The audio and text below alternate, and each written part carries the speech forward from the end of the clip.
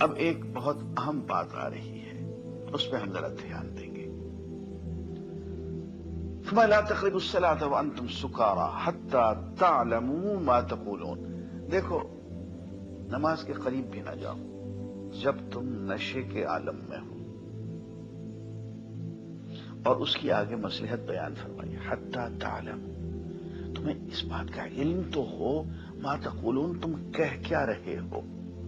اب نشہ تو اس زمانے میں حرام تھا نہیں، نشے سے تو روکا نہیں، لیکن نشے کے عالم میں نماز سے روک دیا،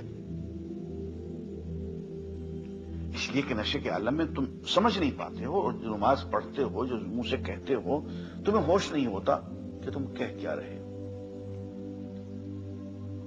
عزیزان گرامی، اگر اس وجہ سے نماز سے ہی روک دیا کہ چونکہ تمہیں سمجھ میں نہیں آ رہی ہے اور تم سمجھ کے نہیں پڑھ رہے ہو، اس لیے تم نماز کے قریب نہ جاؤ، تو اس کا ایک مفہوم یہ بھی تو نکالا جا سکتا ہے کہ میاں نماز سمجھ کے پڑھا کرو۔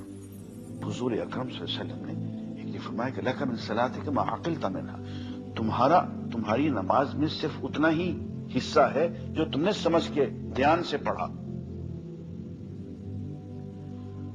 اس سے معلوم ہوتا ہے کہ نماز کے ایک ایک لفظ پہ غور و فکر کرنا چاہیے۔